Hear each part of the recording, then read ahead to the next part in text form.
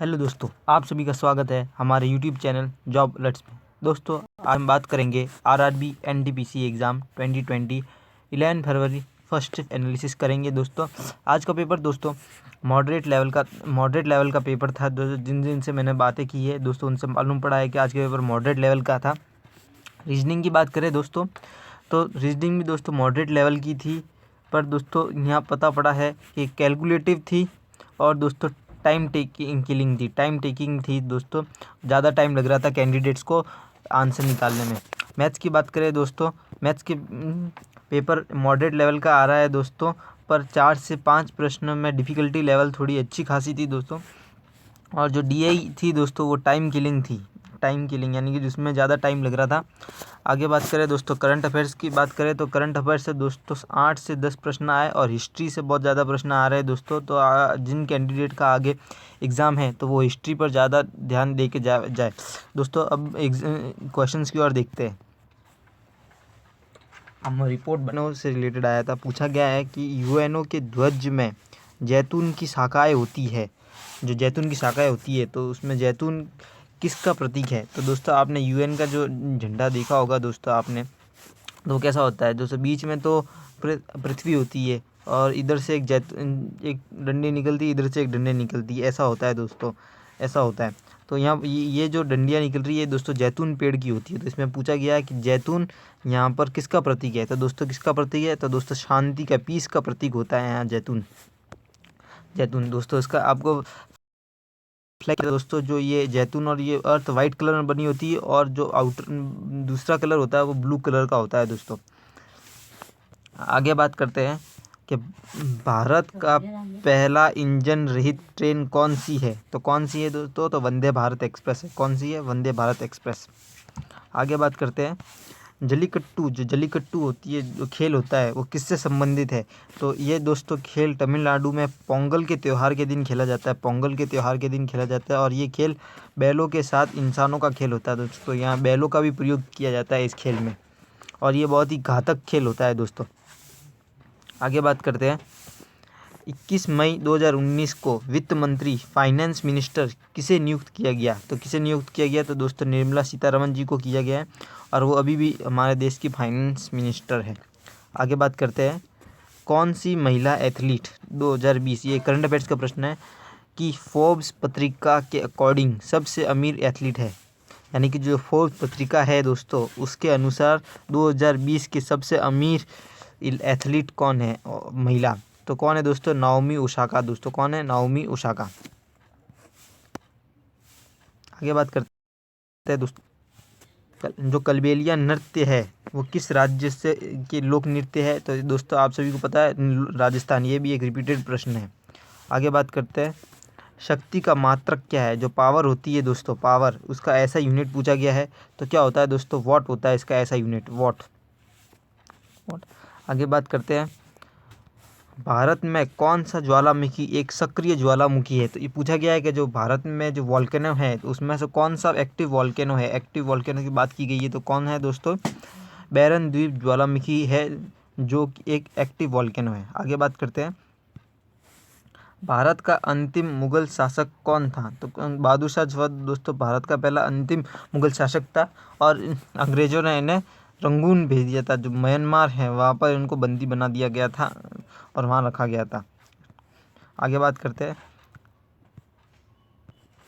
जो vernacular press act है तो उसे किसने पारित किया था या किसने लॉन्च किया था दोस्तों। तो लॉर्ड लिटन, जो उस समय वाइसरॉय थे भारत के, उनके अंडर में ये वर्नाक्युलर प्रेस एक्ट लागू हुआ था। आगे बात करते हैं ओलंपिक की पहली भारतीय महिला सदस्य कौन बनी। तो ये बताना है कि जो ओलंपिक कमेटी होती है दोस्तों, उसमें पहली भारतीय महिला कौन बनी। तो कौन बनी दोस्तों, नीता अंबानी, जो मुकेश अंबानी जी की वाइफ है वो बनी थी, नीता अंबानी। आगे बात करते हैं दोस्तों यहाँ 2014 का भी करंट अफेयर से क्वेश्चन पूछा गया है। तो दोस्तों अगर आपको ऐसा लगता है कि 2014 तक का करंट अफेयर्स हमको पढ़ना चाहिए, तो नहीं दोस्तों, आपको 2019 और 2020 का करंट अफेयर्स पढ़ के जाना चाहिए दोस्तों। अगर इससे पुराना करंट अफेयर्स आपको पढ़ने की कोई ज़रूरत नहीं है दोस्तों। अगर इससे पुराना अगर प्रश्न आ रहा है और आपको लगता है कि हाँ मुझे ये प्रश्न आता है, तो इसे आपको कर देना चाहिए, नहीं वरना आपको इसको छोड़ देना चाहिए। दोस्तों प्रश्न की बात करते हैं तो लिखा गया है कि 2014 का पद्मश्री किसे दिया गया। तो सारंगी वादक उस्ताद मोइनुद्दीन खान को दिया गया था दोस्तों। किसे दिया गया था? सारंगी वादक में किसे दिया गया था? उस्ताद मोइनुद्दीन खान को दिया गया था। आगे बात करते हैं दोस्तों, पूछा गया है कि TIFR जो Tata institute of fundamental research है, किस स्थापक कौन थे? तो कौन थे दोस्तों? होमी जहांगीर भाभा थे, जिन्होंने टाइफिर का स्थापना की थी दोस्तों। आगे बात करते हैं, भारत का पहला रेलवे विश्वविद्यालय का नाम क्या है? तो पूछा गया कि भारत का जो पहला विश्वविद्यालय वडोदरा में खोला गया है दोस्तों, वडोदरा में, उसका नाम क्या है? तो क्या नाम है दोस्तों? National rail and transportation institute. क्या नाम है दोस्तों? National rail and transportation institute. आगे बात करते हैं, भारत के अलावा और किस देश का राष्ट्रीय खेल हॉकी है?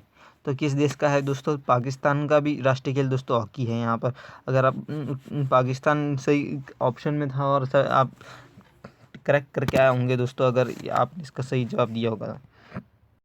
आगे बात करते हैं,